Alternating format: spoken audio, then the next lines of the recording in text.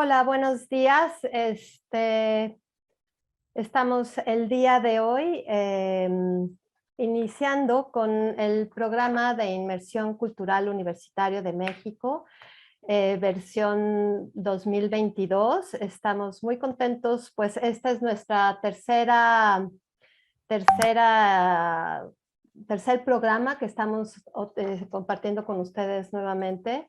Y el día de hoy, este programa es una iniciativa de parte de obviamente, la Universidad Nacional Autónoma de México, el Centro de Enseñanza para Extranjeros, la UNAM, la sede de la UNAM en Alemania, el Seminario de Historia de Género y la Coordinación para la Igualdad de Género. El día de hoy vamos a dar la bienvenida a nuestros participantes. Voy a mencionar quiénes nos estarán acompañando. Se encuentra el doctor Alejandro Velázquez Montes, el director de la sede de la UNAM en Alemania. También tenemos la participación del doctor Luis de Pablo Hameken, coordinador del Seminario de Historia de Género y Sexualidad en México. El doctor Alberto Vital Díaz, director del Centro de Enseñanza para Extranjeros, y la doctora Tamara Martínez Ruiz, coordinadora de la Coordinación para la Igualdad de Género. Por favor, doctor Alejandro, deseo la palabra para que nos dé la bienvenida. Muy buenas tardes, muy buenos días y muy buenas noches, si es el caso que alguien nos ve desde algún tipo de lugar distinto al que estamos. Les damos a todos la más cordial bienvenida desde esta sede de la UNAM en Alemania, que, como mencionaba mi colega Alejandra, es el tercer ciclo de conferencias que organizamos, y pensamos, en colaboración con diversos grupos de la UNAM, que deberíamos de buscar la manera de cómo poder compartir e incidir y poder sumarnos a estas grandes iniciativas de grandes transformaciones. Y el primer concepto que nos vino a la mente fue hacer un repaso de aquellos temas de género en la historia de México. Consideramos que esto fue un esfuerzo que, cuando originalmente iniciamos, parecía sencillo. Nos dimos cuenta que había mucho que hacer y mucho por sacar. Seguramente en algunos temas nos quedaremos cortos, pero creemos que hay que sembrar la semilla. Yo quisiera, de entrada, agradecer a los que me acompañan en esta ocasión. Luis Pablo Hameken, quien afortunadamente conocimos y nos acompañó, puesto que él ya tenía una iniciativa encaminada sobre estas temáticas y nos permitió sumarnos y capitalizar parte de este esfuerzo. Al Domingo Alberto Vital, con quien obviamente hemos venido trabajando de manera codo a codo, mano a mano, en la conceptualización, en la organización, en la implementación de este tipo de ciclos que dejan ver un poco el quehacer de lo que hace la UNAM en perspectiva. A Jaime Echeverría, quien nos va a acompañar y que nos va a brindar con el primer tema que abre el parteaguas de este ciclo. Y en especial quisiera dar un agradecimiento muy cordial a la doctora Tamara Martínez, quien desde México nos acompaña presencialmente en la sede de Luana en Alemania, para poder obviamente dar su punto de vista, su quehacer, su perspectiva sobre un tema no nada más que tiene como responsabilidad en los hombros de nuestra institución, sino que además es gran parte de su legado académico, el conocer, estudiar y documentar todo este tipo de procesos. A todos ustedes les agradezco muchísimo. Quisiera simplemente hacer una breve reflexión sobre lo que representa todo esto para nosotros. Sin duda, el asunto de género en el mundo, y en especial en México, nos parece que es un tema que tiene grandes y grandes alcances, perspectivas, y que son derivados de grandes procesos históricos estructurales que son internalizados en las sociedades al grado de hacerse íconos culturales distintivos. Esto conlleva con tremendas implicaciones, con efectos negativos principalmente para los grupos de personas que son los afectados. Las personas, no de sexo, sino de género distinto al masculino, así como las personas racializadas, han sufrido innumerables afectaciones por encima de lo que la humanidad ha visto, aún comparado por encima del antisemitismo que conocemos, que fue de lo más reciente vivido en esta parte del planeta. Crear una nueva historia conlleva a cambiar estructuras. Los cambios estructurales derivan de salirse de estereotipos religiosos, educativos, políticos, económicos, entre muchos otros. Por lo anterior, El asunto de género, racismo, a pesar de mi gran fuerza y amor por la biología, debo de aceptar que no caben en el modelo de evolución de las especies censo Darwin, pues son temas puramente culturales. En este marco, este ciclo sobre género en la historia de México busca brindar elementos para elucidar de dónde venimos y hacia dónde vamos. Es por esto que agradezco muchísimo a este grupo de participantes que hoy día nos acompaña, y con base en esto quisiera agradecer su participación nuevamente y ceder la palabra a mi colega, el doctor Alberto Vital, para que nos diga también su punto de vista. Muchas gracias.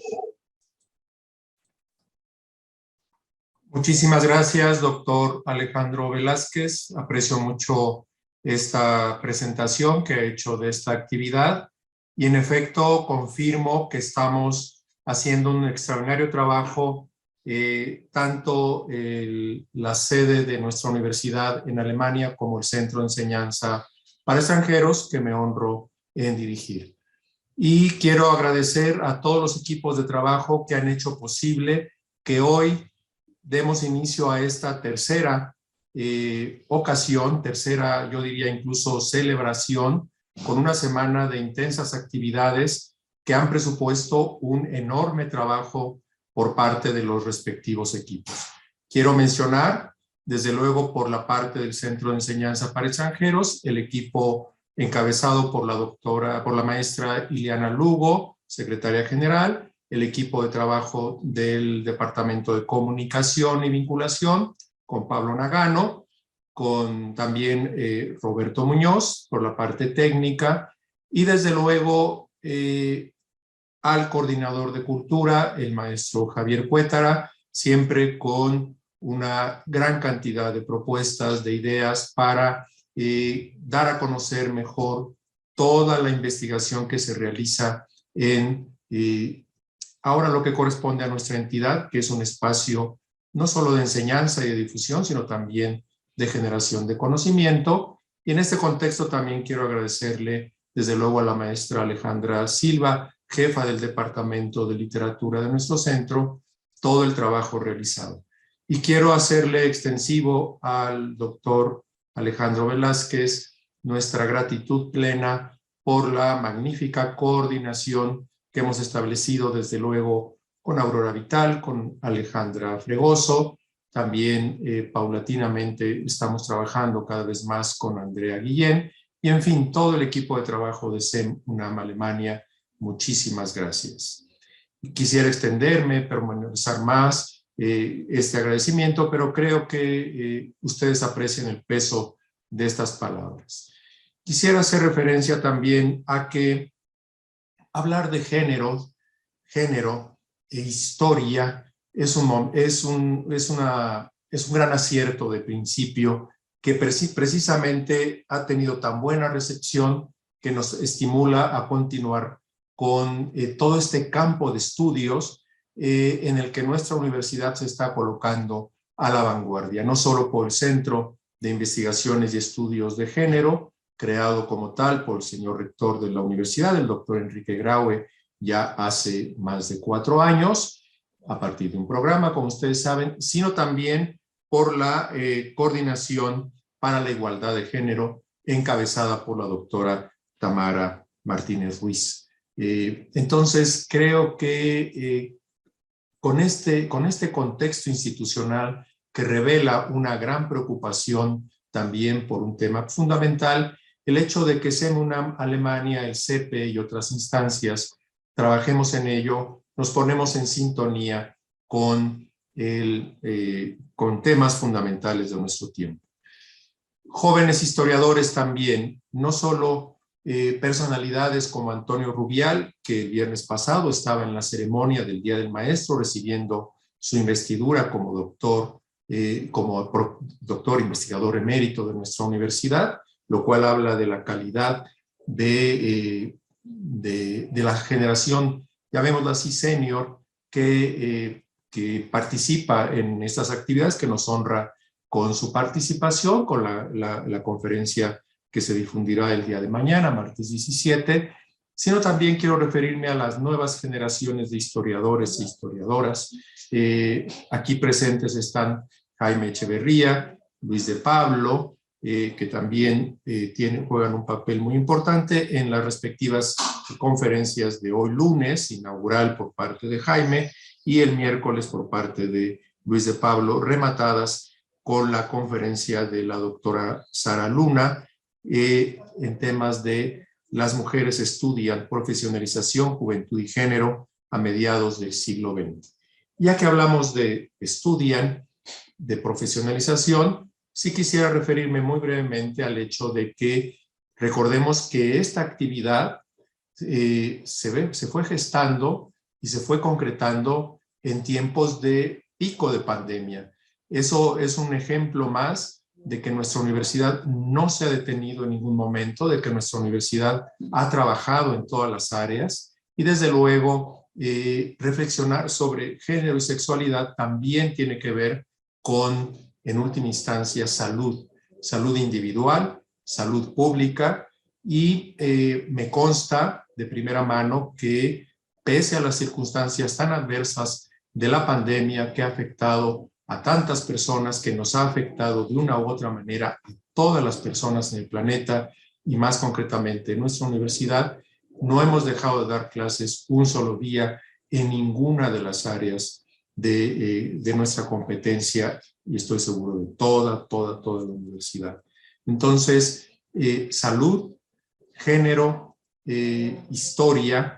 Estoy seguro que estas nuevas generaciones de historiadores que representan, como ya dije, Jaime Echeverría y Luis de Pablo en esta reunión, en esta semana, van a historiar la pandemia en los años por venir, y también hay una historia del presente. Van a historiarla con una intensísima actividad por parte de nuestra universidad en todas las áreas. Por eso, en este contexto, me honro muchísimo en formar parte de este panel, de esta inauguración, en esta gran actividad de temas de género en la historia de México, inmersión cultural, como bien lo decía ya el doctor Alejandro Velázquez, Inmersión Cultural Universitaria de México 2022. Muchísimas gracias Alejandra Fregoso, muchísimas gracias Alejandro Velázquez, y quedo muy atento celebrando intensamente el inicio de esta semana, de esta tercera semana, ya para conformar realmente todo un corpus de investigaciones en términos de género y de historia de México. Muchas gracias. Muchísimas gracias, doctor Alberto Vital. Le voy a ceder la palabra al doctor Luis de Pablo Jameken, coordinador del Seminario de Historia de Género y Sexualidad en México del CEPE. Por favor, adelante. Muchas gracias, Alejandro. Y muchas gracias al doctor Vital por sus gentiles palabras. Me voy a ahorrar todos los agradecimientos porque no acabo nunca, porque son muchas las personas que ayudaron a hacer este proyecto una realidad. Solo quiero decir muy rápidamente que en el seminario de Historia de Género y Sexualidad en México nos sentimos muy contentos de poder, de que nuestras sesiones, de que nuestras conferencias tengan esta plataforma para darse a conocer a un público más amplio, a un público internacional, y por eso también mi reconocimiento muy especial a la UNAM Alemania.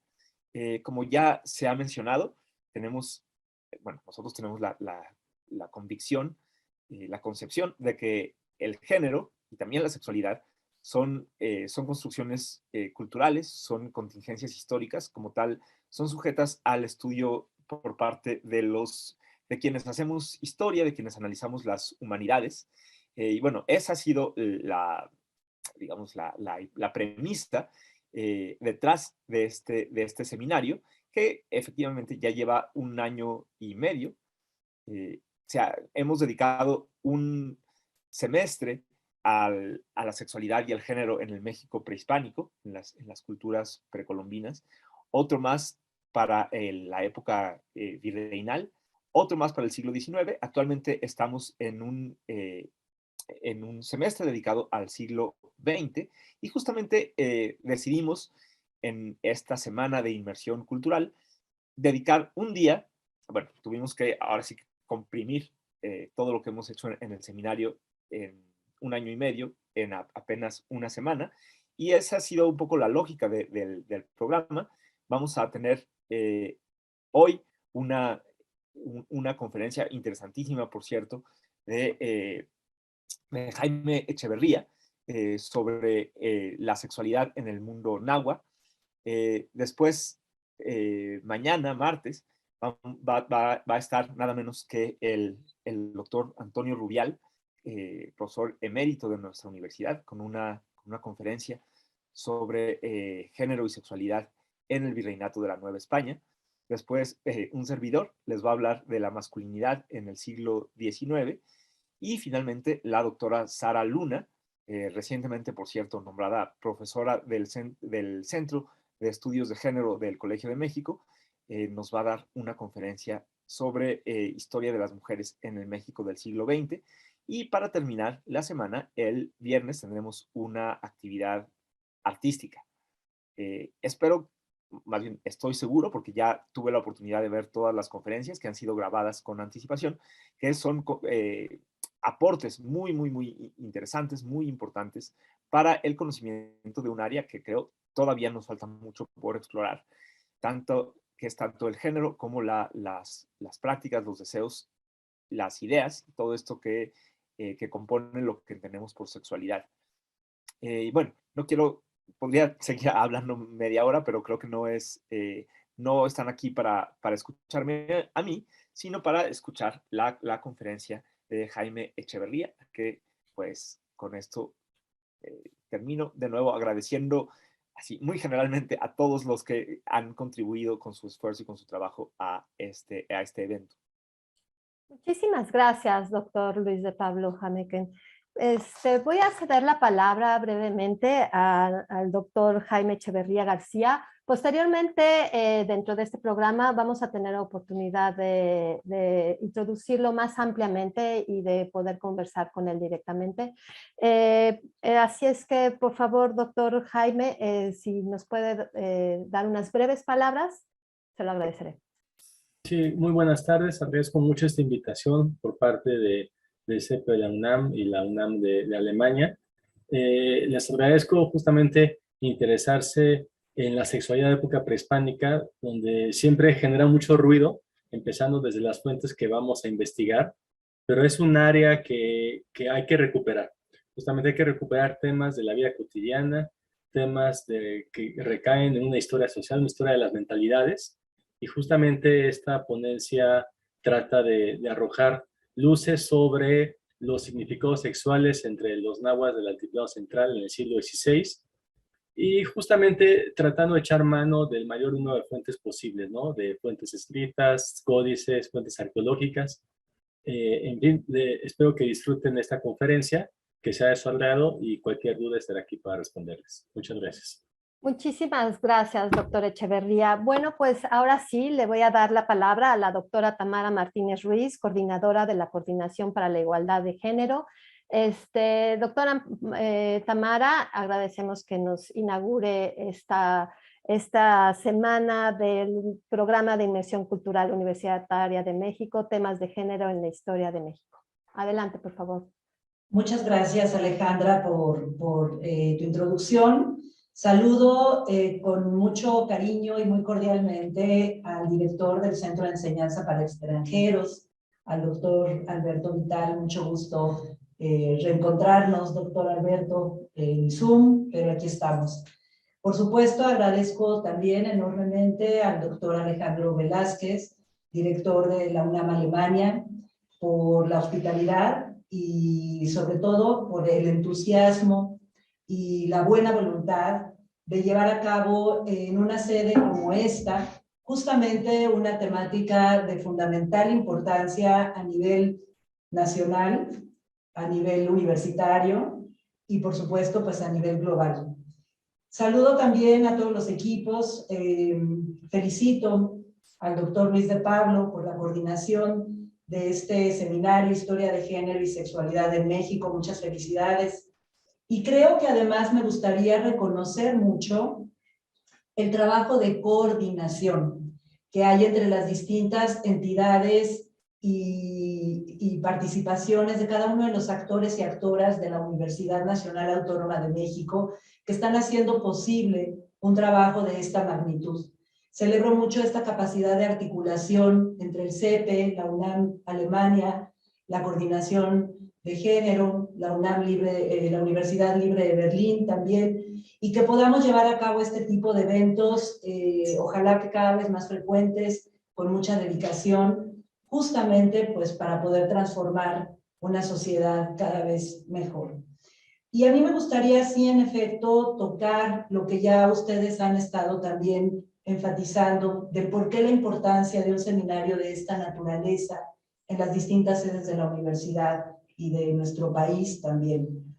Y bueno, vale mucho la pena plantear que justamente como ONU Mujeres lo plantea, la desigualdad por razones de género es una de las, si no es que la mayor desigualdad que hay en el mundo. Si pensamos que somos la mitad de las personas hombres o identificadas sexualmente como hombres versus sexualmente como mujeres, nos damos cuenta que es una de las mayores desigualdades que hay en el mundo. Y bueno, pues la lucha es mundial, no nada más es una lucha, es histórica también. Podríamos identificar, ya ustedes lo verán en los otros seminarios, como veo que va a aparecer el día jueves 19, hablamos de olas feministas que han llevado a cabo la lucha y que han logrado distintas logros y distintas metas, el trabajo de igualdad y de igualdad sustantiva. Y bueno, particularmente podríamos pensar en esta cuarta ola, que es muy emblemática particularmente en mundos como Latinoamérica y mundos como el país, como México, justamente, que además está muy enfatizado por el tema de la violencia exacerbada que ocurre en nuestro país. Y bueno, las universidades en general, las instituciones en general, no estamos exentas y las mujeres que participamos en estas instituciones, las estudiantes, las académicas, las trabajadoras y toda la diversidad de mujeres y las sexodiversidades, no estamos exentas de vivir la violencia por razones de género en nuestros países y en nuestras sociedades. Y en este sentido es que las universidades también nos corresponde de forma esencial hacernos cargo de poder transformar no solamente a nuestra sociedad universitaria, a nuestras aulas, donde ocurren también situaciones de diferencias y de inequidades por razones de género, sino también ir transformando poco a poco a través de la enseñanza, aprendizaje, otras formas de relacionarnos de forma más equitativa entre las diversas sexodiversidades. Y en ese sentido, pues a mí me gustaría, para no alargarme más, también datar el tema del género y de los estudios de géneros. No es nuevo en nuestra universidad. Podemos pensar a principios de la década de los 70, por ejemplo, con la Facultad de Psicología, con la presentación del Grupo Autónomo de Mujeres Universitarias. Posteriormente, en 1990, ya lo decía el doctor Vital, en 1992, con el Programa Universitario de Estudios de Género, el PUEG, que además después, recientemente, se transforma en el Centro de Investigaciones de Estudios de Género de la universidad. Y son académicas que han llevado sobre la mesa, han puesto sobre la mesa y la discusión, la reflexión, la discusión y la teorización y el trabajo epistemológico sobre por qué es importante que la vida académica también se vuelva una lucha activista de transformación. No está de más también recordar todo lo que se ha trabajado en los últimos años, 2018, 2019, 2020, justamente muy a la par además de una crisis nacional en donde se han incrementado los feminicidios en nuestro país. Y como les comentaba yo al inicio de mi intervención, las universidades no estamos exentas de una situación como la que vive nuestro país. Son también nuestras estudiantes quienes viven directamente y principalmente este tipo de violencias de género y las acompañamos y debemos acompañarlas. Además, también debemos acompañar en general pues, a toda nuestra sociedad para poder ir poco a poco transformando esta realidad.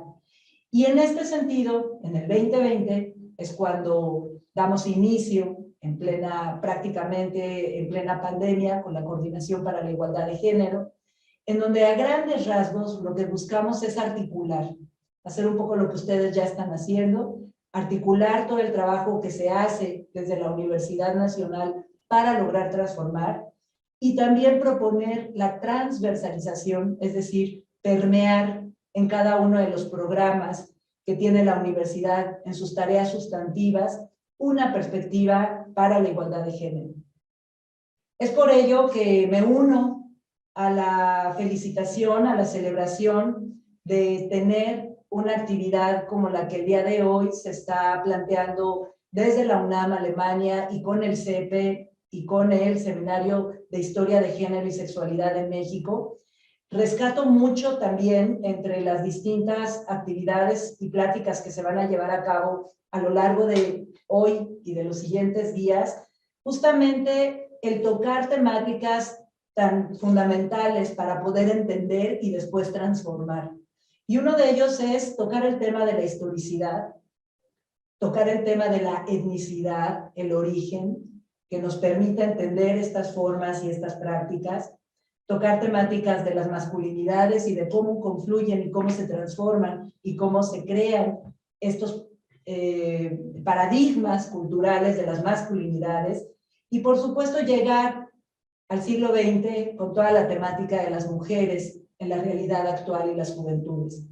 Así que bueno, no me queda más que felicitarles y dar por inaugurado este evento, esta serie de seminarios, de mesas de trabajo que se llama Temas de Género en la Historia de México, que se llevarán a cabo a partir del día de hoy, mayo 16 al 20 del 2022, en la sede Alemania, 19 horas, y a las 12 horas en la Ciudad de México. Muchas felicidades, enhorabuena, todo el éxito del mundo y que aprendamos y transformemos nuestros países y pues el mundo entero. Gracias. Muchísimas gracias, doctora.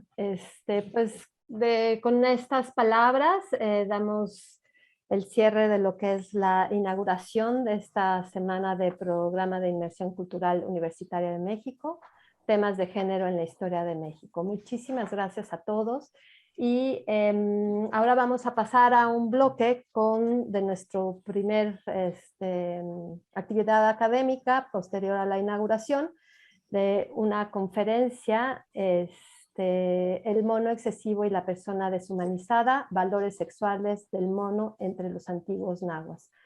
Así es que agradezco muchísimo a todos, a todo nuestro presidium, y tanto virtual como presencial.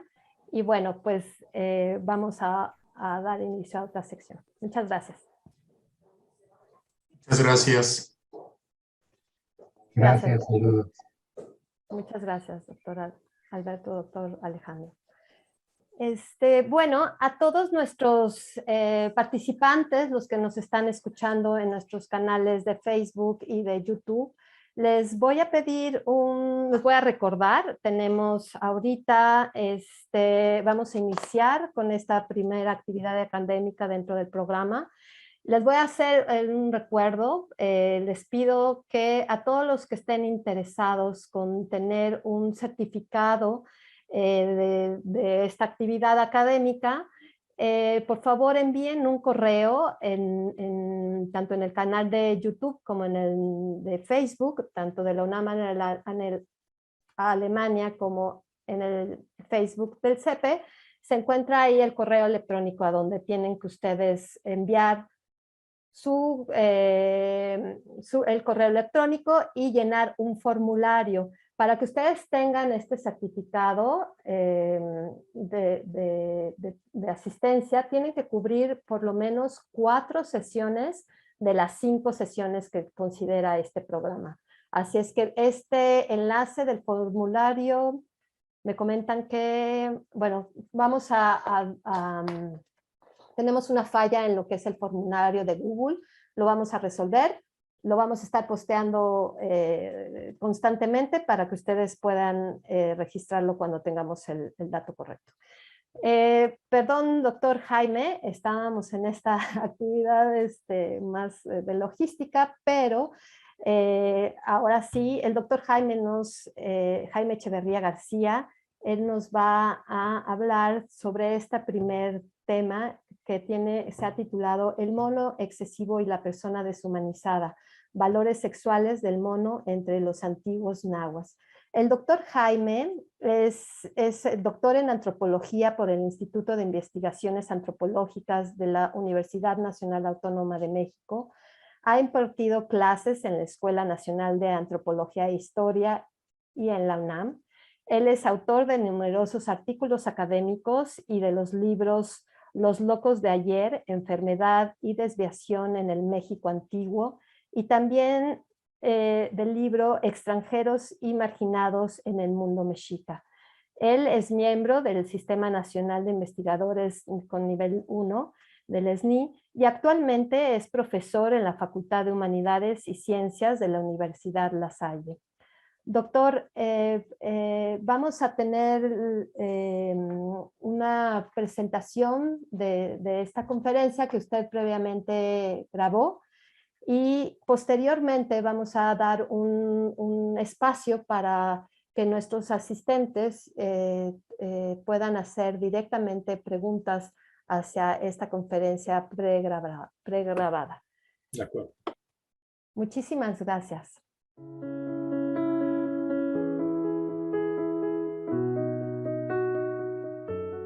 Buenas tardes, yo les voy a hablar en esta ocasión sobre los valores sexuales del mono entre los nahuas prehispánicos a partir de una conferencia titulada El mono excesivo y la persona deshumanizada, valores sexuales del mono entre los antiguos nahuas. La figura del mono es una figura muy particular en el pensamiento prehispánico. En mi caso yo me he especializado en el estudio de la cosmovisión de los nahuas del periodo prehispánico. Básicamente los nahuas habitaban el altiplano central y es muy curioso porque el mono no fue un animal propio del ecosistema del altiplano.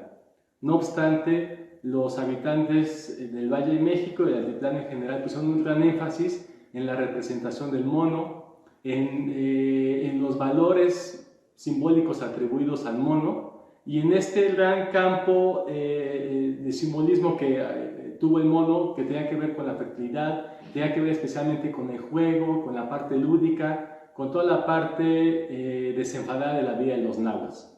Entonces, es un animal de muchos contrastes, porque por un lado representa valores altamente positivos como la fertilidad, la diversión, las artes, pero por otro lado simboliza la muerte, el exceso, la lujuria, digamos.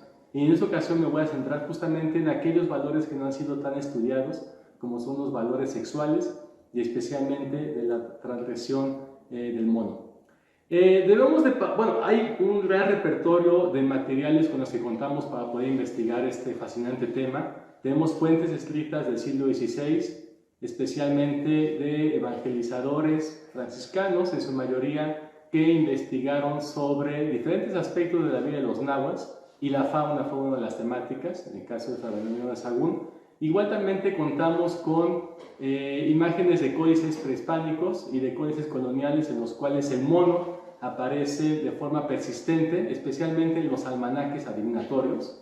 Ahorita vamos a ver por qué. Y también lo encontramos profusamente en el arte escultórico. En registros materiales los encontramos en lápidas, en materiales en piedra, materiales en arcilla. Entonces tenemos una gran cantidad de materiales con los cuales podemos contar, además de que contamos con información etnográfica para poder investigarlo. El punto de partida más certero para poder investigar los valores sexuales, en general los valores simbólicos del mono y los valores sexuales también, les decía, es uno de los calendarios, el calendario ritual de los antiguos nahuas, que consistía en 260 días. En este calendario nosotros vamos a ver que el signo 11º fue el signo Ozomatli. Ozomatli es el nombre genérico para referirse al mono, De las especies de mono que había en territorio mexicano, tenemos al mono araña y el mono aullador, pero definitivamente la principal atención, por lo menos para los nahuas, estuvo centrado en el mono araña. Y de hecho, Xomatli sería el término genérico para referirse al mono en general, que es el mono araña. Lo vemos representado en este signo decimoprimiero del Tonalpouqui, que es el Tonalpouali, perdón, que es el calendario adivinatorio. Y este signo de día estaba regido por una deidad particular, que es Xochipilli. Xochipilli, su ámbito de acción nuevamente son las artes, es la danza, la escultura, la pintura y en general toda la parte lúdica. Justamente a partir de los valores atribuidos a Xochipilli y esta esencia que portaba, fue transmitida al mono. Y el mono fue el animal idóneo para poder encarnar este signo de día, justamente porque representaba la parte lúdica de esta cosmovisión náhuatl. De esta manera, Xochipilli le transmitía la esencia al mono, y todas las personas que nacían en signo de día mono o Xomatli, se les transfería la carga a Xochipilli. De tal manera que un signo bastante próspero, un signo con muy buena fortuna, de tal manera que las personas que nacían en este signo de día eran personas alegres, personas muy risueñas, personas muy jocosas que contaban chistes y que se burlaban de la gente pero que no caían mal. De hecho, caían bastante bien, tenían que ver con las artes, igualmente tenían que ver con la nobleza. Generalmente toda la parte lúdica se vinculaba con la nobleza porque los nobles eran entretenidos con gente dedicada a hacerlos pasar un buen rato. Igualmente están vinculados con la agricultura, con la fertilidad. En esencia, la carga del signo de dios Xomatli era bastante benéfica, pero como ocurría con todos los signos del día del Tonalpouali, todos los signos tenían una carga ambivalente. O sea, había cargas que en principio eran positivas, pero si una persona tenía un mal comportamiento, esta carga positiva se revertía, de tal manera que la persona, aunque hubiera nacido un día en su signo de día mono, podía, a partir de un comportamiento inmoral, sufrir ciertas penalidades, sufrir enfermedades, sufrir condiciones sociales demeritadas y infravaloradas. De hecho, se dice, aquellos que nacían en signo de día Seo Xomatli, era un signo con una carga positiva, pero si la persona se portaba mal, tenía un comportamiento transgresor, en el caso de los hombres podía enfermar, por ejemplo, de lepra, de dolor en la ingle y otro tipo de padecimientos. Y donde vemos una carga muy particular es en el caso de las mujeres. Aquellas mujeres o doncellas que tienen un mal comportamiento, la carga benéfica del mono, al quedar trastocada por este comportamiento, dicen las fuentes, dice el Códice Florentino, la mujer podía devenir en prostituta. Entonces aquí vemos justamente cómo el mono está vinculado con esta esfera de la sexualidad de forma importante y especialmente en la esfera de la transgresión sexual. Habíamos dicho que Xochipilli es el dios que rige este 11º día del Tonalpouali. Xochipilli mantiene una identidad muy cercana con otra deidad que se llama Macuilxochitl. Aunque son dos deidades diferentes, realmente se conciben como una misma. Ambas forman parte de esta esfera lúdica. De acuerdo con un historiador norteamericano, Henry B. Nicholson, él dice que el culto a Xochipilli y Macuilxochitl representa la contraparte o es la oposición de este culto más sanguinario, más dedicado al sacrificio, a la muerte, de tal manera que el culto a Xochipilli y Macuilxochitl representa esta parte más lúdica, de más desenfado de la vida, y justamente es como la contraparte que establece una compensación con este culto sacrificial, sanguinario, de muerte. Si nosotros nos detenemos a analizar la imagen del dios Macuilxochitl, vamos a ver aspectos muy particulares. En primer lugar, quiero resaltar que este dios tiene una pintura facial muy particular, que es una mano extendida sobre la boca.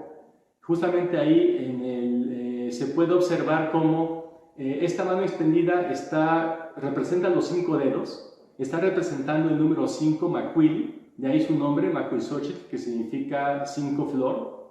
Y justamente si uno analiza las fuentes y analiza el significado del número 5, vamos a ver que este número 5 era un número que simbolizaba el exceso.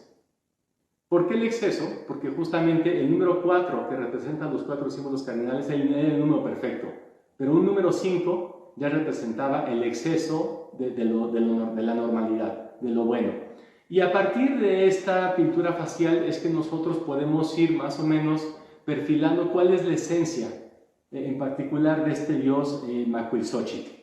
Además de este signo, de esta pintura facial, nosotros podemos ver cómo en los códices este dios Macuilxóchitl y Xochipilli también se relacionan con otro dios, que es el dios Xolotl, el cual es representado con las extremidades torcidas. Y justamente el torcimiento de las extremidades, ya sea de las piernas, de los brazos o la contorsión del cuello, son símbolos en el pensamiento mesoamericano que aluden a la transgresión. Así que en el repertorio de deidades representadas en los códices del grupo Borgia y en el Códice Vaticano B, por ejemplo, que es este grupo Borgia, nosotros encontramos a varias deidades, la Cihuateteo, aquellas mujeres que habían muerto en el primer parto y que por lo tanto fueron divinizadas, son representadas con los pies torcidos. Es muy interesante este gesto de los pies torcidos. No es solamente una malformación, no es solamente un pie equinovaro, sino que está aludiendo al ámbito sexual de la transgresión. ¿Por qué? Porque justamente la única descripción que se les atribuye, o el único rasgo que se les atribuye a esta diosa Cihuateteo en los primeros memoriales, es el concepto de Tlaximalisqui, que significa adulterio. Entonces, justamente en el caso de la Cihuateteo, estas mujeres que murieron durante el parto es porque habían cometido una falta sexual severa, lo cual afectó el parto y le llevó a la muerte. Entonces, la representación de estas diosas con los pies chuecos, los pies metidos, alude a su esencia transgresora. Tenemos otros ejemplos en el caso de representaciones humanas más que divinas. Por ejemplo, en el Códice Mendocino contamos con una figura que es llamada Vagamundo, que es el vagabundo, en el cual cuenta con los pies y las manos torcidas. Esto está apuntando a la transgresión. Este preámbulo justamente sirve para indicar algunos de los gestos simbólicos representados en los códices que están siéndole conferidos al mono y que de alguna manera lo están comunicando esta esencia transgresora del mono. Vamos a ver más adelante que otros gestos, además de los pies torcidos y las manos torcidas, es un gesto que porta el simio en los códices, que es los brazos levantados a la altura, los codos arriba con las manos hacia afuera, los cuales están indicando la naturaleza gozosa de la persona que es representada así. El mono en los códices y en los sellos en cerámica, el mono generalmente representado con esta postura corporal, la cual, a decir de Pablo Escalante, está representando el gozo, pero es un gozo de carácter sexual. Entonces, nuevamente vemos esta esencia sexual que porta el mono en algunos códices. Si nosotros también nos referimos a otros códices, vamos a ver otro gesto que indica la transgresión, que es el torcimiento de la cabeza hacia un lado. Por ejemplo, tenemos una imagen del Códice Borgia, en la cual es descrita por este estudioso alemán, Eduard Seller. Es un sacerdote que está con la cabeza contorsionada, con una mano está acariciando el seno de una prostituta, una huyani, y con la otra imagen está agarrando del mechón del cabello al sacerdote, con lo cual, de acuerdo con Seller, es la esposa que reclama a su varón. Entonces, este gesto de la cabeza torcida hacia atrás, más la escena sexual, está indicando justamente nuevamente este simbolismo de la transgresión sexual. Contamos con una serie de imágenes de otros códices en donde se vuelve a repetir este gesto, como en el Códice Borgia, y una imagen que de alguna manera condensa este simbolismo de sexualidad transgresora del mono. Es una imagen del Códice Vaticano B, en el cual una deidad de la muerte, pensemos Humitlantecutli, está siendo deyectada por un mono. El mono está defecando y este excremento cae en la cabeza del mono y justamente cae sobre una figura de la muerte. Entonces, y también vemos cómo en la figura del mono está con los brazos extendidos y la cabeza girada hacia atrás. Entonces decía, en esta imagen se condensa justamente la esencia transgresora del mono, porque el excremento es un simbolismo de la falta, de la transgresión, del pecado, podríamos decir, y justamente vemos cómo las faltas conducen a la muerte. Ese es como el simbolismo de esta imagen. O sea, un animal que porta un simbolismo transgresor es el mono, el cual justamente encarna la contraparte transgresora del ser humano. De hecho, esta imagen es muy semejante a las imágenes del pecador, en palabras de Edward Seller, en el cual el pecador es una persona que igualmente tiene la cabeza contorsionada hacia atrás en los códices y está defecando sobre la cabeza de una deidad de la muerte. Entonces, el mensaje que condensa esta imagen es justamente que las faltas, las transgresiones, aceleran la consumación de la vida. Las faltas en el pensamiento mesoamericano, en la cosmovisión náhuatl prehispánica, aceleraban la muerte. Y justamente aceleraban la muerte porque iban consumiendo poco a poco al hombre. Entonces, el ideal moral, el ideal de comportamiento de una persona es justamente mantenerse casto, mantener una sexual moderada, tener un comportamiento moderado para tener una vida próspera. El mono justamente está representando esa contraparte. Y de ahí justamente el interés por esta figura. Aquí en esta lámina justamente estamos viendo estas comparaciones entre el mono transgresor y el pecador. Es una persona desnuda que deyecta nuevamente sobre una deidad de la muerte, pero el excremento se conduce hacia su boca.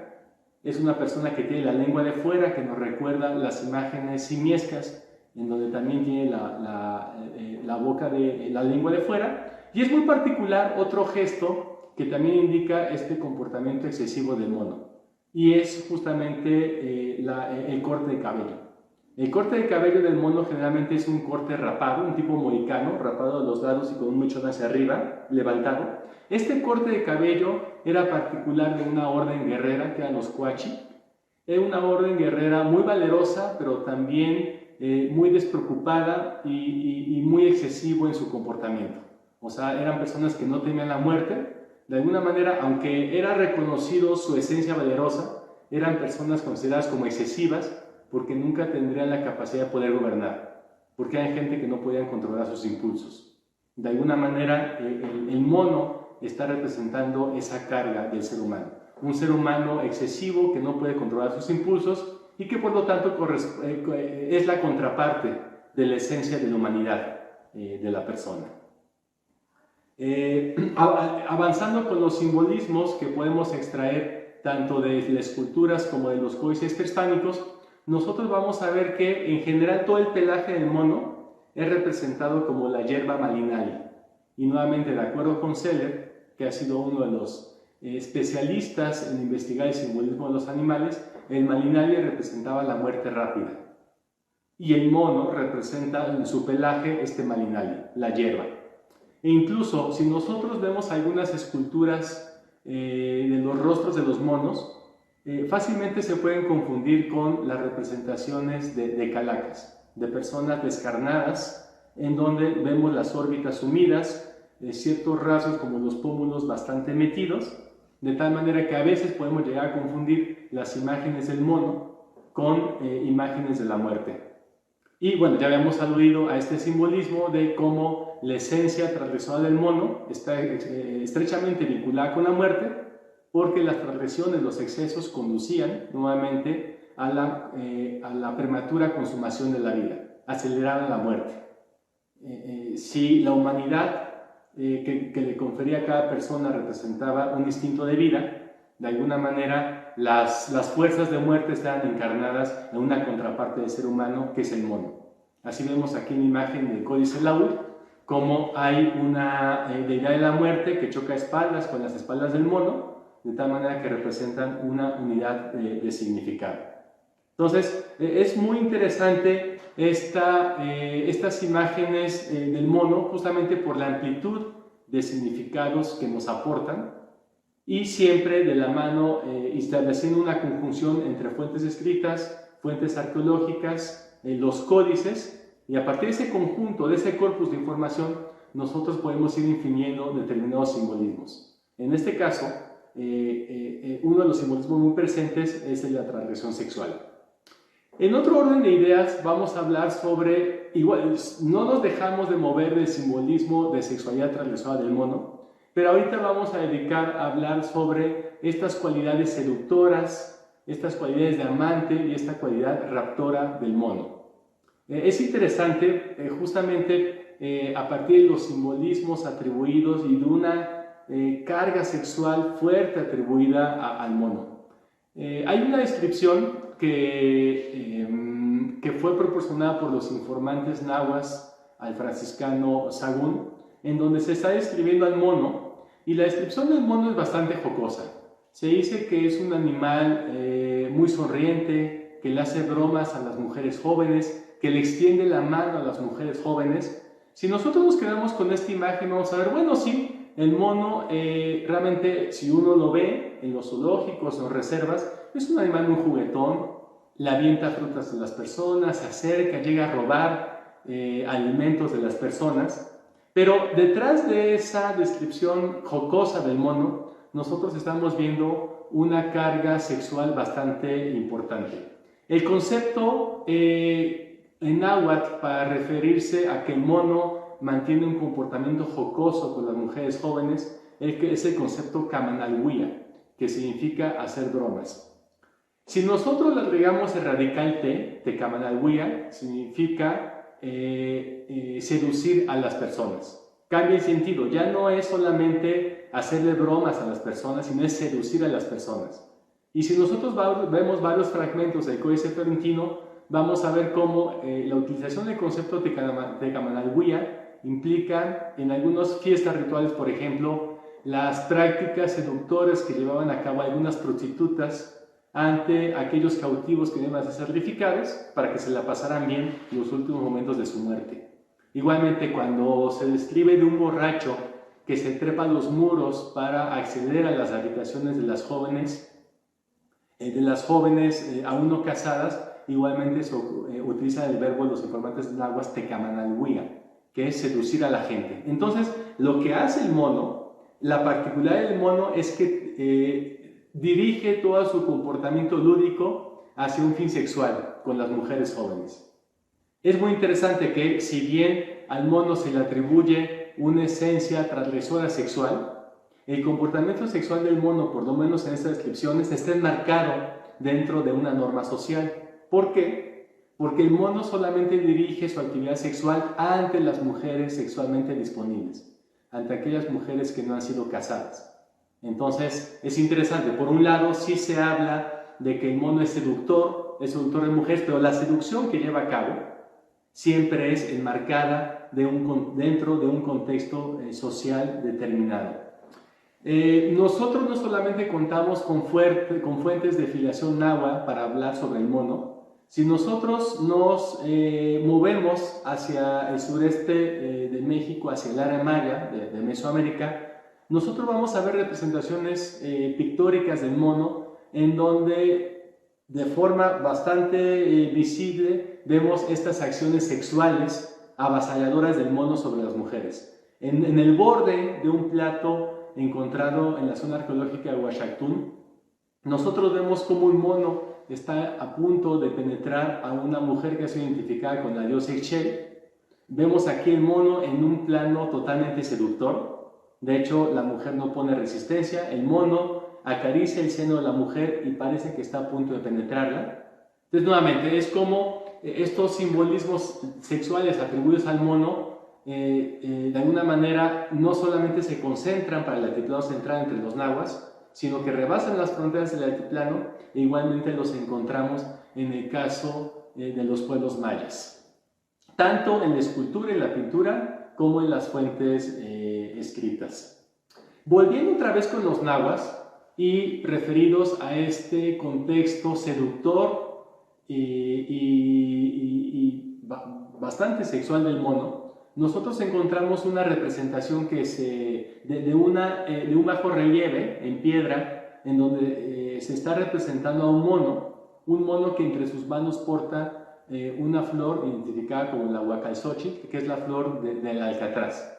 De acuerdo con los informantes nahuas, esta flor, la huacalxochitl, era utilizada por los cazadores que se la colgaban en su gorrito como un adorno en su cabellera, y decían que a través de esta práctica más fácilmente podían atraer a las presas para ser cazadas.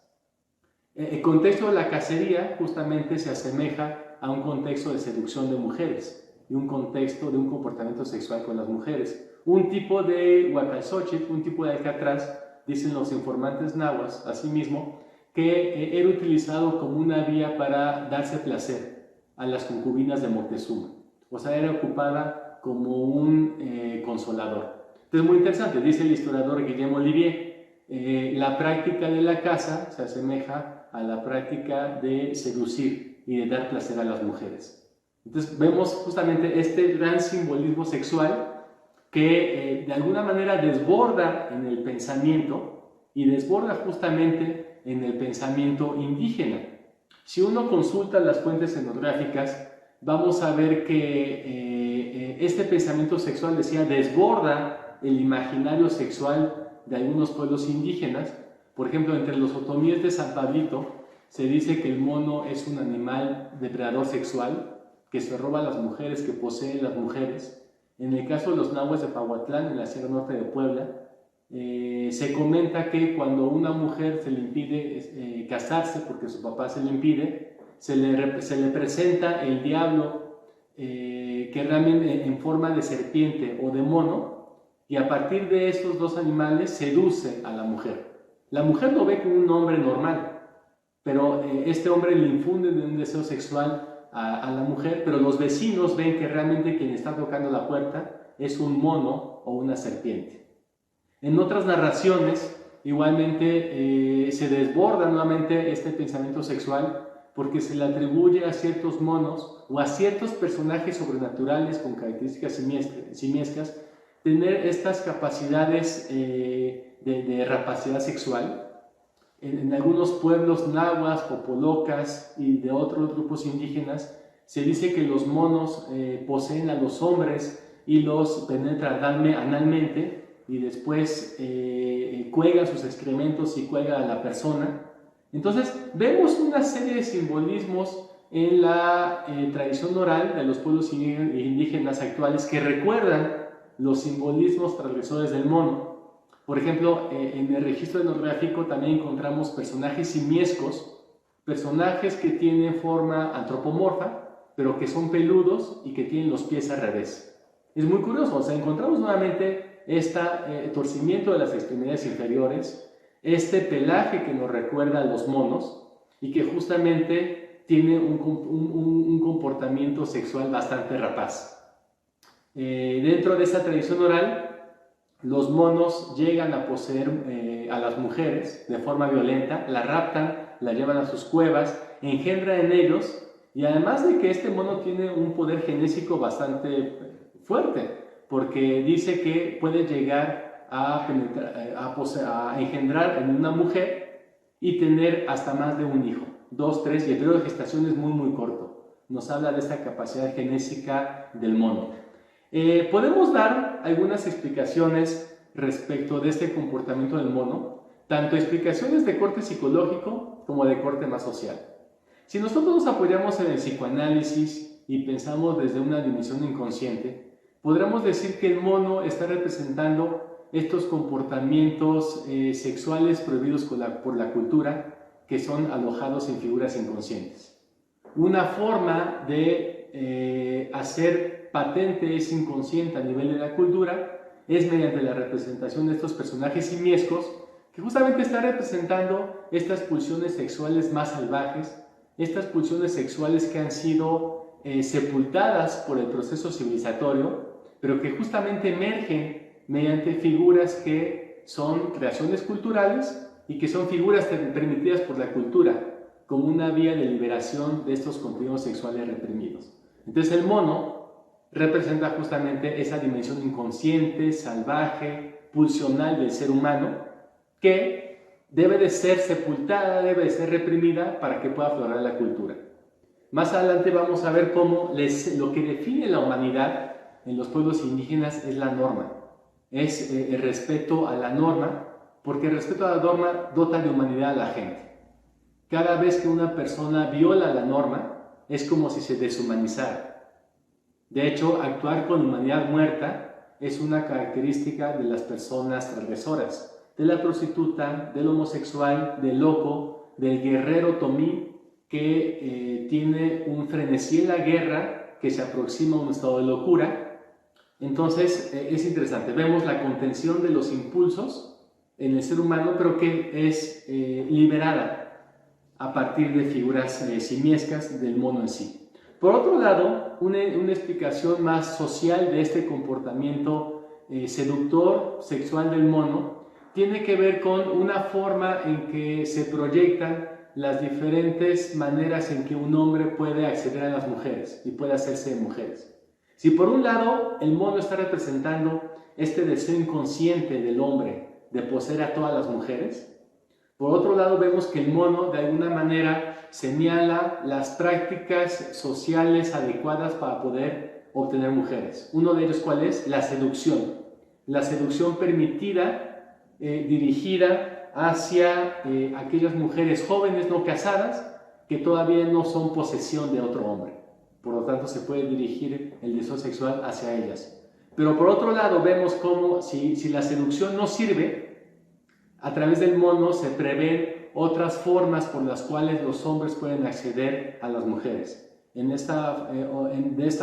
una forma más violenta, menos cuidada, como es el rapto y la violación en las mujeres. Nuevamente son valores que encarna el mono. Entonces, así como el mono es seductor, igualmente puede ser raptor y violador.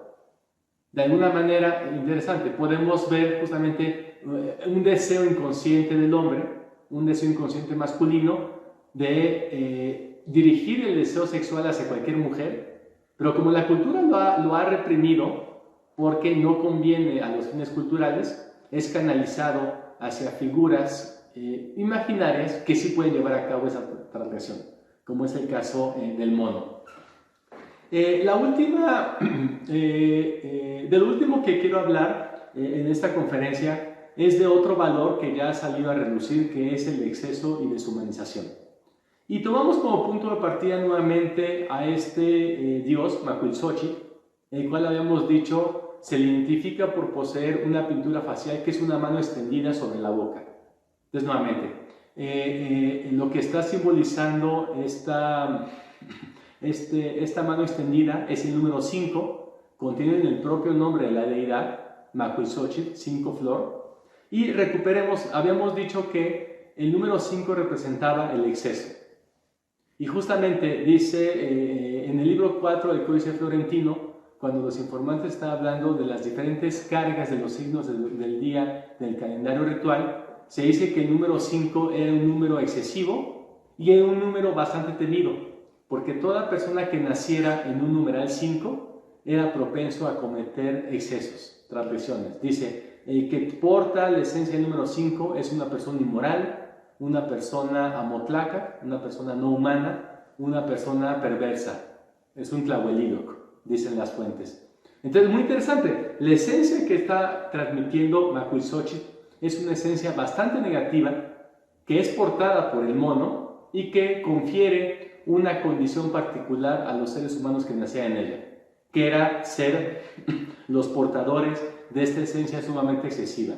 Si nosotros nos remitimos a la información mítica de los pueblos nahuas y mayas, vamos a encontrar otros datos súper interesantes. Por ejemplo, en la narración que hicieron los informantes nahuas de la historia de los mexicas, desde su peregrinación hasta llegar a Tenochtitlan, que está consignada en el libro 10, en el capítulo 29 del Códice Florentino, vamos a ver cómo cuando los dioses se reúnen para celebrar la invención del pulque, se invitan a los diferentes representantes de cada linaje, de los grupos indígenas del altiplano, digamos, y a todos ellos se les invita a tomar pulque. De repente, el dios Cuextecac, que es el dios epónimo de los huastecos, los cuextecas, en su traducción de los españoles, fueron los huastecos. Al dios Cuextecac se le da a beber 4 tazas de pulque, pero este dios pide 1/5 taza de pulque, que fue su perdición. Automáticamente, cuando tomó 5 tazas de pulque, se volvió de vino un borracho. Se hizo un borracho y dentro de su estado de embriaguez comete una falta muy delicada, que fue quitarse el mashcla, que es el calzoncillo que ocupaban los hombres, queda desnudo, avienta el mashcla a la concurrencia. La gente se queda súper sorprendida por el acontecimiento tan transgresor de este dios Cuextecat y tan antisocial. Debido a la vergüenza cometida por el acto, Cuextecat decide llevarse a todo su linaje y se van a la Huasteca a vivir, a Cuextla. A partir de esta narración mítica se explicó el comportamiento loco y excesivo de los huastecos, en opinión de los nahuas, en lo cual se decía, así como los huastecos emulan el comportamiento de su dios, de Cuextecat, porque fue un dios que tomó 5 tazas de pulque. Por lo tanto, los huastecos se comportan como si hubieran comido plantas psicotrópicas, como si hubieran comido pulque. Lo normal sería, de acuerdo a otros ejemplos míticos, que en el momento en que Cuextecat se emborracha, se hubiera transformado en un animal, especialmente en un mono. Eso hubiera sido un desenlace lógico para la figura de Cuextecat. No ocurre, pero si nosotros nos remitimos a otro ejemplo, consignado en el Popol Vuh, vamos a ver cómo una de las parejas de los dioses, que es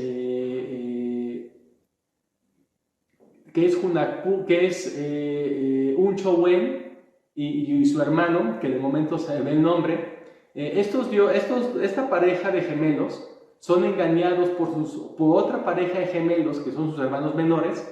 Les piden que suban a un árbol para que puedan zafar a los pájaros que han cazado y los avientan.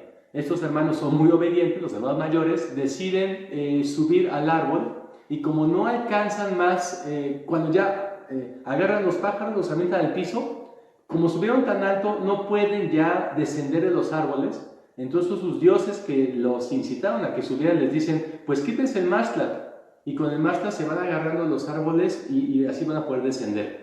Los dioses muy obedientes se quitan el mashcla y automáticamente, dice la narración, empezaron a metamorfosearse en monos.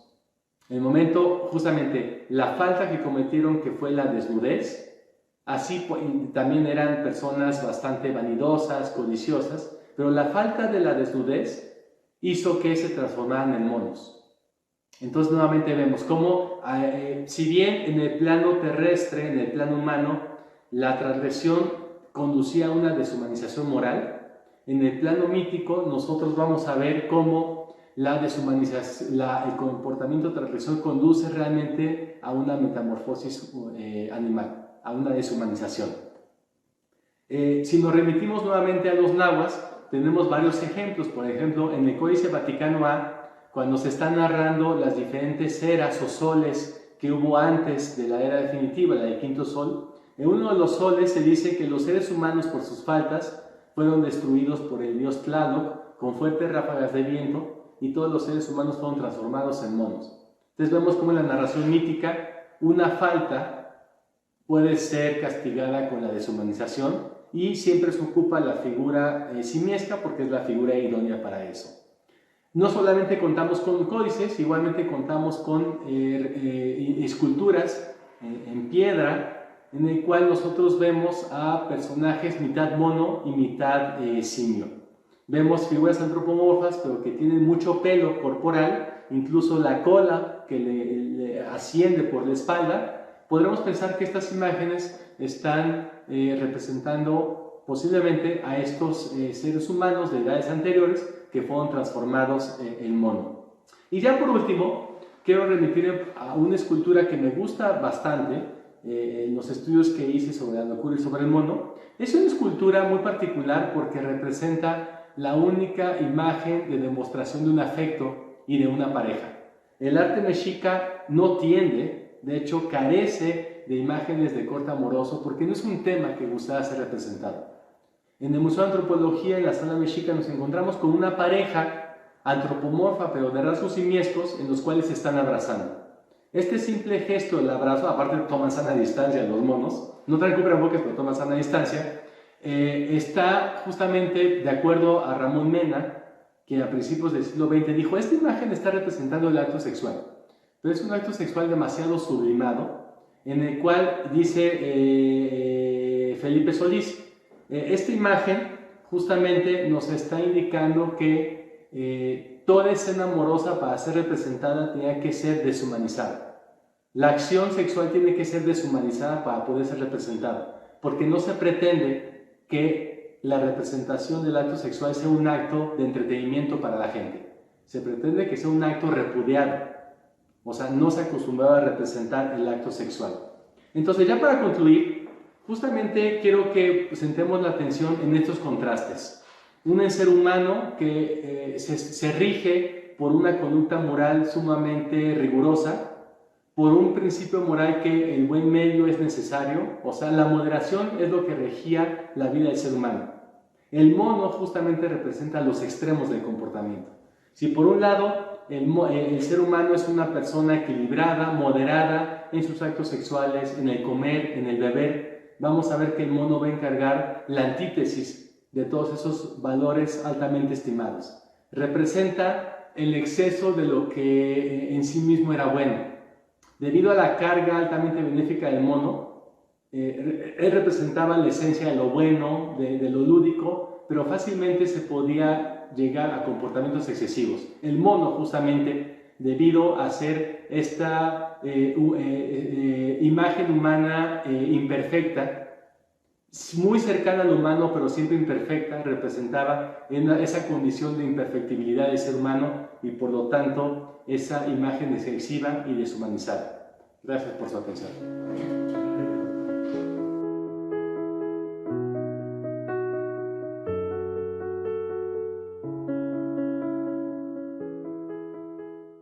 ¿Qué tal? Bienvenidos de regreso a todos.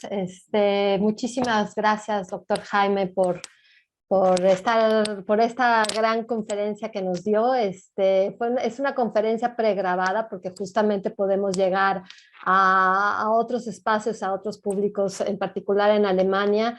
Entonces nos dio tiempo de hacer todo lo que se requirió para hacer el subtitulaje al alemán. Así es que, doctor, pues si nos puede hacer algún comentario. Tenemos algunas preguntas de la audiencia que a continuación de sus palabras voy a leer. Por favor, doctor. Bueno, prácticamente yo ya he dicho todo en la conferencia. Nuevamente reitero mi agradecimiento por la invitación. Espero que haya sido desarrollado. Realmente el tema del simbolismo de la fauna mesoamérica es muy interesante. Edward Seller estudió alemán del siglo XIX, principios del XX, dedicó sus esfuerzos, entre otros muchísimos temas, y esta es una contribución especialmente en el tema del mono, y especialmente en un tema que había pasado, no desapercibido porque se lo había comentado, pero sobre el que no se había ahondado tanto, que es el simbolismo de sexualidad, transgresión del mono. Generalmente el mono se le vincula más con el juego de pelota, con el viento, con la parte lúdica, la danza, las artes, sí, pero hay otras cargas simbólicas igualmente importantes y presentes en temas de gran importancia como sería el sistema moral, aspectos como la deshumanización, hemos comentado, y en general aspectos que regían la conducta del ser humano. Entonces, valía la pena profundizar en esa temática y agradezco su atención y estoy atento a responder sus preguntas, dudas, a comentar aspectos que quisieran que profundizara. Gracias. Sí, muchísimas gracias. Sí, justamente es como ese encuadre, ¿no? De lo que eran las ciertas conductas permitidas o no en esa cultura, ¿no? En ese periodo en particular. Tenemos una pregunta de Enrique Valdivia. Dice, la representación del mono en los códigos representaba la transgresión sexual. Y nos pregunta qué tipo de transgresiones sexuales son las que se podrían estar representando. Ok, bueno, de las que son más evidentes serían, por ejemplo, la desnudez, porque el cuerpo tenía que cubrirse el cuerpo. De hecho, De las principales críticas que los nahuas eran bastante etnocéntricos. Podríamos pensar que tenían una visión nahuacéntrica, en donde todo lo regía y todos los grupos humanos, todos los grupos vecinos fueron calificados a partir de su propio sistema moral, que es en lo que consiste el etnocentrismo. Los purépechas, los que habitaban en Michoacán, los tarascos, ellos ocupaban un código de vestimenta distinto. En el caso de los hombres no ocupaban máscaras, no ocupaban calzón, sino ocupaban una especie de túnicas largas que les llegaban a las rodillas, de tal manera que ocupaban faldas. Eso fue el sicuili, una práctica sumamente reprochada por los nahuas. Era un aspecto muy desagradable. De hecho, decían los nahuas que los huastecos, cada vez que iban caminando, sus testículos iban golpeando contra sus muslos y se escuchaba un ruido muy desagradable. Entonces, la desnudez, no ocupar la vestimenta correcta, las prácticas sexuales que se desviaban de la moderación, como serían la homosexualidad, que fue duramente castigada, y de hecho había pena capital para los homosexuales. Las posturas corporales es muy interesante. O sea, la postura corporal es la que la aceptada, es la que se llama la de misionero, el hombre encima de la mujer. Pero justamente hay algunas alusiones y a partir de entre cruzan informaciones, podemos saber que la posición en la cual el hombre penetraba por detrás de la mujer era una posición reprobada, porque justamente era una posición que imitaba a los animales. De alguna manera, la penetración por detrás de la mujer era un hecho que deshumanizaba al ser humano, justamente porque imitaba a las bestias que estaban teniendo sexo, ¿no? Que estaban, pues sí, estaba el macho penetrando a la hembra. Entonces, hay una serie de comportamientos que justamente todo lo que se centra en la periferia de comportamiento sexual y no sexual va a ser duramente criticado, ¿no? Y en el ámbito sexual, bueno, hay como comportamientos particulares.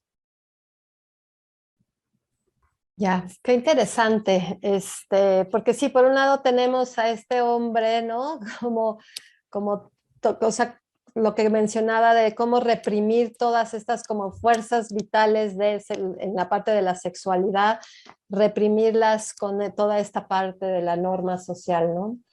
Entonces, y bueno, pues ahora actualmente pues tenemos como muchos marcos también como poder entender esta parte histórica también nos ayuda a entender esta parte de lo que estamos viviendo actualmente como sociedad, ¿no? Y de qué manera, pues, esto, a partir de diferentes civilizaciones, ¿no? Hombres y mujeres, tenemos que estar dentro de estas normas culturales, ¿no? Reprimir ciertos impulsos, pues que también nos ocurren para estar dentro de esta norma social, ¿no? Tenemos otra pregunta de Eli Castillo. ¿Por qué son consideradas malas las diferentes expresiones sexuales para los nahuas? Bueno, hay que tomar en cuenta que la sexualidad es una construcción histórico-cultural. Distintas sociedades a través del tiempo han designado qué es lo bueno y malo con respecto a la sexualidad. Y eso no habrá que espantarnos. O sea, a lo mejor desde nuestros tiempos en donde la homosexualidad, el aborto son prácticas que no están penadas, ya son socialmente aceptables, no quiere decir que esto haya sido toda la vida. O sea, en la época de los griegos tenemos sí un énfasis en la homosexualidad como una vía de ingresar a la vida adulta por parte de los jóvenes, pasando por una práctica homosexual. Pero en el caso de los nahuas, ellos pues tenían repudiada la homosexualidad. ¿Y por qué? Bueno, si tomamos en cuenta que la familia era uno de los principios y valores básicos del ser humano mesoamericano, un homosexual no iba a conformar familia. Entonces, como estaba fallando con esta obligación social, era repudiado, porque justamente no iba a generar descendencia. En el caso, por ejemplo, del adulterio, que es otra de las prácticas muy, muy penadas, perseguidas de oficio, aquí hay una diferencia de género muy interesante. Un hombre casado podía mantener relaciones sexuales con una soltera y no era considerado adulterio. Pero si un hombre casado o soltero se metía con una mujer casada, si cometía adulterio, podía llevarse a la muerte porque estaba violando los derechos sexuales de otro hombre. En cambio, si se metía con una mujer soltera, pues no está violando los derechos de nadie, ¿no? Porque a fin de cuentas la mujer era posesión del hombre. Entonces hay que tomar en cuenta justamente, tanto no hay que idealizar a las culturas prehispánicas pensando que todo era libre, que todo estaba súper padre, que no había contenciones, impulsos. Claro que hay. Todo, como dijo Freud, toda cultura nace a partir de la prohibición y todas las sociedades sin excepción han establecido prohibiciones sobre la sexualidad y sobre la muerte, y eso es una base desde la cual se erige la sociedad. Y tampoco hay que pensar, bueno, pero ¿por qué los nahuas eran tan crueles luego con los castigos? Bueno, pues fue también la forma que ellos dispusieron para pues conducir su sociedad, ¿no? Entonces hay que tomar en cuenta esta gran variabilidad de las formas culturales a través de la historia y cómo la sexualidad, en vez de ser una construcción estática, es algo que se va modificando y va transformándose de sociedad en sociedad y a través del tiempo. Muy bien, justo tenemos una pregunta de Norma Pozos que va justamente en este tema que usted está comentando. De todos modos, si hay algo más que quisiera agregar, dice, ¿se podría decir que en la época prehispánica eran más abiertos y no existían restricciones o censura en temas sexuales, o si existía algún tipo de restricción? No, más bien lo que justamente se acaba de comentar es que había bastantes restricciones respecto del comportamiento y del comportamiento sexual y no sexual, en todos lados. O sea, tenían como principio moral, y en náhuatl dice tlacocuali moneki, o sea, el buen medio es necesario. Todo tenía que caber dentro del punto medio. O sea, ser moderado para comer, para hablar. Decían, si no tienes nada bueno que decir, mejor no digas nada, solamente di cosas inteligentes. Come, no te avientes como sobre la comida, sino espera también tu turno de acuerdo a una jerarquía social de con quienes estás. Abstente de tener relaciones sexuales prematuras antes del matrimonio, porque la energía sexual se va perdiendo. De hecho, es interesante. Los nobles tenían que establecer una mayor contención de los impulsos, especialmente los sexuales, porque en su vida adulta iban a desempeñar funciones de gobierno. Y la función de gobierno está muy vinculada con una energía anímica, que es el tonali, que se concentraba en la cabeza. La relación sexual prematura disminuía la fuerza del tonali. Entonces, si una persona empezaba a tener sexo desde antes, desde joven, en su vida adulta ya quedaba como una persona bastante menguada, tanto en funciones mentales, en funciones físicas, y por eso era la exhortación, una explicación anatomofisiológica, dice López Austin, de por qué era bueno que una persona tuviera relaciones sexuales hasta la vida adulta, insertos en el matrimonio, y no antes. Entonces sí, vemos que realmente había una fuerte censura a la homosexualidad, fuerte censura del aborto. Si decíamos que la familia, la construcción de familia y descendencia eran valores altamente estimados, una persona que abortara pues será lo peor. Una persona totalmente repudiada que le caería la pena de muerte sobre ella. Pero es muy interesante. Generalmente nosotros tendemos a generalizar toda la cosmovisión de sociedad prehispánica a partir de la cultura más importante del momento, que son los mexicas, que son los pueblos de lengua náhuatl del centro de México, y que estableció todo el imperio. Pero no, vemos que si comparamos mexicas con otomíes, huastecos, tarascos, cada uno tiene, si bien comparten muchos elementos cosmovisionales, cada uno tiene un sistema moral específico. Los otomíes eran mucho más libres en el tratamiento de su cuerpo, en el ejercicio de su sexualidad mucho más libres, pueden tener varias parejas. Dicen las fuentes que si un hombre no satisfacía a una mujer, otomí, la mujer estaba en derecho de divorciarse de él y buscarse otro hombre, que podían tener múltiples relaciones sexuales en la noche. No sabemos si esto es desde un ámbito de la envidia por parte de los nahuas de la capacidad sexual que tenían los otros, o porque realmente así se veía. Entonces, vemos variaciones en el comportamiento y en los estados morales entre diferentes sociedades prehispánicas, pero en el caso de los nahuas, mi hipótesis es que como los mexicas establecieron este control y expansionismo sobre buena parte de Mesoamérica, ellos de alguna manera tenían que justificar su expansionismo a través de un rígido sistema moral. De alguna manera una justificación moral de por qué estoy conquistando a los demás. Sí, muy interesante. Tenemos un comentario, dice, gracias por tan interesante conferencia. Precisamente estaba observando un fragmento de cerámica salvadoreña que representa un acto sexual de un mono y un personaje que parece estar muerto. Qué interesante. Sí, justamente, perdón, estuve en El Salvador hace varios años y fuimos al Museo Etnográfico y sí, hay muchas representaciones de mono en El Salvador. Bueno, es una zona boscosa que es propicia a un ecosistema para el mono y sí, muy interesante. Ok. Y tenemos otra pregunta de Eli Castillo. Dice, la mujer era seducida por el mono, pero el hombre era el mono. ¿Podríamos hablar de una discriminación hacia la mujer? Percibo que el hombre era libre de vivir su sexualidad, pero la mujer no. Definitivamente había una mucho mayor contención en el cuerpo y la sexualidad femeninos. Sí, había ya un pensamiento patriarcal en la sociedad náhuatl prehispánica, una sociedad regida por los hombres. Las mujeres tenían un rango de acción social importante, pero en ciertos momentos de su vida.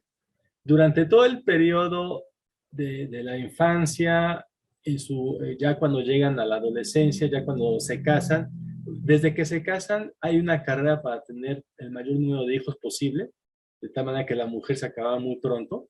Ya cuando la mujer había pasado toda su etapa fértil y llegaba a la menopausia, se le cambiaba la condición social de la mujer porque era una mujer respetable. Bueno, no es que las demás fueran irrespetables, sino una mujer que tenía un peso social importante porque, como ya había perdido su capacidad de procrear, adquirió una condición social mucho más amplia, que le permitía ser matrona, que le permitía ser una partera, dar discursos de amonestación, dar discursos para convencer a una mujer de que se case con un joven, podía intervenir en los espacios rituales con ciertas capacidades que anteriormente le habían sido veladas. Pero de entrada sí, hay el poder está cargado hacia el ámbito masculino.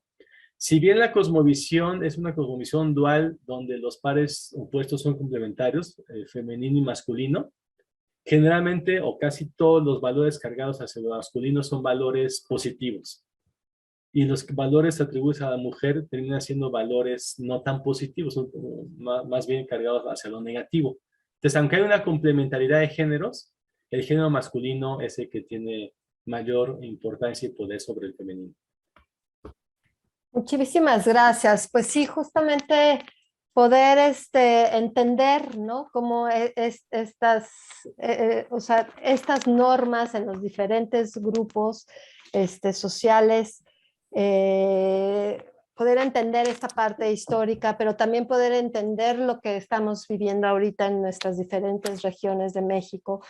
Y toda esta parte en nuestra capacidad de acción como sociedad actual, ¿no? Del siglo XX, del 2022, para poder transformar, ¿no? a ciertas condiciones mucho más equitativas, tanto para hombres como para mujeres. Por otro lado, tenemos un comentario de Anaí Lebaná. Dice, el mono torcido de los pies y la cola también es representación de Quetzalcóatl. Sí. ¿Es el pregunto o comentario? Es un comentario.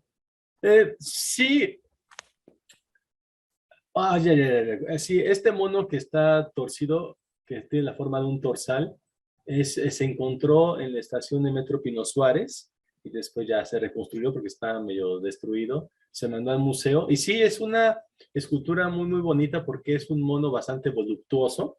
De hecho, está barrigón, está piernudo, tiene su cola que entrelaza, la postura, es muy, muy bonita. Y sí, con justamente esta forma retorcida, está simulando a Quetzalcóatl justamente con el viento. Las corrientes de viento y las fuentes dicen, cada vez que va a llover, Quetzalcóatl va barriendo los caminos. y ese es el que antecede la lluvia. Entonces, sí, el mundo está estrechamente vinculado con Quetzalcóatl.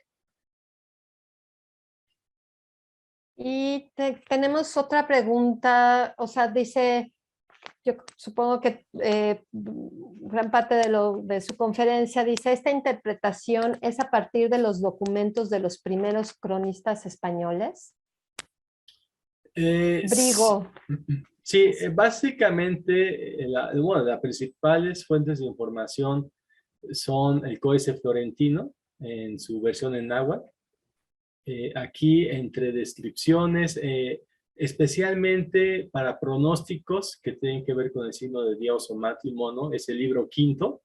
Entonces, sí, básicamente Sahagún da muy buena información. Durán, cuando habla del Tonalpohualli, Federico Durán también da muy buena información sobre el mono. Los códices es una fuente de información muy buena, y con la base que ya había generado Seller, en los comentarios al Códice Borgia de Seller, él avanzó mucho en el significado del mono y todos los demás animales. Esto es una base importante para poder comprender escenas de los códices, y que de alguna manera esas interpretaciones se pueden proyectar y complementar con la información escultórica. Hay muchísimos imágenes del mono, entre caras, entre sellos, cuerpos completos, con diferentes atributos. Es interesante que, dependiendo del atributo que porte el mono, carga con un significado muy particular. Cuando el mono trae, por ejemplo, estas orejeras Cololi y el Ejecacóscat, que es un collar que es con un corte longitudinal de un caracol, de inmediato nos remite al ámbito de Quetzalcóatl, que tiene que ver con el viento. Pero cuando el mono porta una orejera que es como una gota de agua invertida, que es el Oyowali, de inmediato nos apunta más a Xochipilli Macuizochi. Entonces, dependiendo de cuáles son el tipo de adornos que porta, es a qué ámbito de acción nos está remitiendo el mono y qué ámbito de significado. Ok, sí, qué cualidad, ¿no? Y Sí. tenemos una pregunta con la que me gustaría cerrar. El doctor Luis Miguel dice, ¿qué es una mujer adúltera? ¿Cómo se organizaba la prostitución? ¿Quién era una prostituta? Bueno, son varias preguntas. Y había un grupo de prostitutas. Esas son las preguntas. Ok. Una mujer adúltera, obviamente, es una mujer que ya estaba casada y mantenía relaciones sexuales con otro hombre. No importa si fuera casado o no casado. Habíamos dicho que la mujer era posesión del hombre. Entonces, el adulterio básicamente era quién estaba violando la posesión de quién al momento de acostarse con una mujer. Una mujer adúltera, decíamos, tenía una carga pesada, porque si una mujer se embarazaba fuera del matrimonio y concebía, este hijo, decían, iba a ser un hijo de escándalo. La palabra Tetzawit, que justamente habla de los pronósticos, pero que habla de cosas escandalosas en la sociedad, el hijo iba a ser un Tetzauconet, un hijo del escándalo. Entonces, realmente ser un hijo del escándalo y ser considerado Tetzawit era algo sumamente desafortunado, porque iba a haber el repudio de la sociedad. En el caso de las prostitutas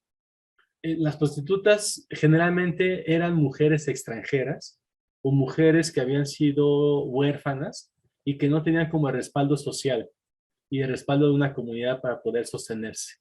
Entonces, mujeres que habían sido esclavas por un contexto de guerra, mujeres que habían llegado huérfanas a una comunidad, pues como se le carecía de todo ese apoyo social, podían dedicarse a la prostitución, de acuerdo a los estudios que ha hecho Pablo Escalante sobre la temática. Las prostitutas básicamente se ubicaban en los mercados, en los cruces de caminos. Había como ciertos burdeles establecidos. La manera de llamar a los hombres era sumamente llamativa, que justamente contradecía las buenas maneras de la mujer noble o macehual. O sea, la prostituta es la contraparte, es el contraideal de la mujer en general, en la sociedad náhuatl. Solía maquillarse en exceso, traer el cabello largo. Las únicas que podían traer cabello largo eran las mujeres solteras. En cuanto se casaban, ocupaban un peinado con 2 cornezuelos, así como se ven las figurillas, cambiaba su estatus. Las mujeres, las prostitutas siempre traían cabello suelto, ocupaban sus vestidos con mucho adorno, con flores bordadas, y se la pasaban, dicen, mascando chicle. Justamente el chasquido que generaba mascar el chicle era una insinuación sexual, y así atraía a los hombres. Entonces, hay una serie de indicaciones muy interesantes respecto a la sexualidad, y nada más un dato muy interesante, es que dicen las fuentes que la prostituta tenía su hígado enmohecido, tenía su hígado dañado. ¿Por qué? Porque justamente en el hígado, y especialmente la entidad anímica, de acuerdo a López Austin, que residía principalmente en el hígado, el iyot, ahí se concentraban las pasiones. Entonces la transgresión sexual dañaba un órgano en particular que era el hígado. Entonces por eso la prostituta tiene el hígado enmohecido, el hígado dañado o pisoteado, justamente porque se dedicaba a una actividad sexual que, si bien no era penada judicialmente, sí era repudiada socialmente. Muy interesante. Sí, esta fue una pregunta del doctor Luis Miguel Izaba.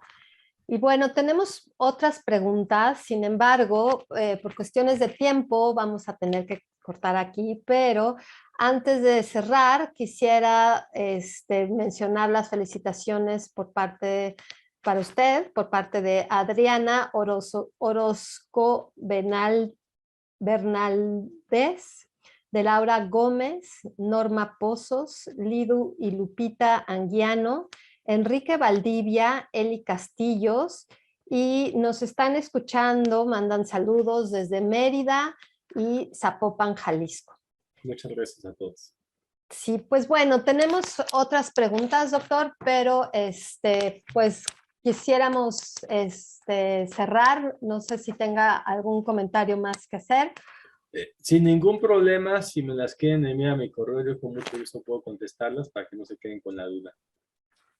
Pues muchísimas gracias. Bueno, esta conferencia nos centramos en los nahuas. Ahorita usted brevemente nos mencionó toda esta gran diversidad que podemos también estudiar, ¿no? de otras culturas. Y bueno, quisiera nada más también invitarlos a todos y recordarles de nuestro programa que tenemos para esta semana. No sé si pudieran poner la cortinilla, pero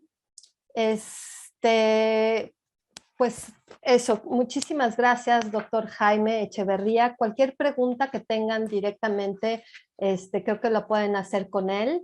Él va a enviar sus datos. De todas formas, les recuerdo que invitarlos a tener esta otra mirada. Estamos hablando de la parte prehispánica y después nos vamos a hacer un recorrido mucho más amplio y vamos a acabar con una actividad cultural el día viernes. Entonces, les recuerdo el programa. El martes 17 tenemos una conferencia del doctor Antonio Rubial García, Ángeles, Demonios y Santos, Sexo y Género en el Cristianismo Novohispano. También tenemos el día miércoles 18 una conferencia por el doctor Luis de Pablo Hameken, que nos acompañó hoy en la inauguración, con masculinidad decimonónica, normas y transgresiones. Posteriormente, el jueves 19 tenemos una conferencia con la doctora Sara Luna Elizarrarás, con Las mujeres estudian profesionalización, juventud y género a mediados del siglo XX, y cerramos con un recital literario muy interesante que se llama Miradas diversas, escritoras mexicanas en voz alta.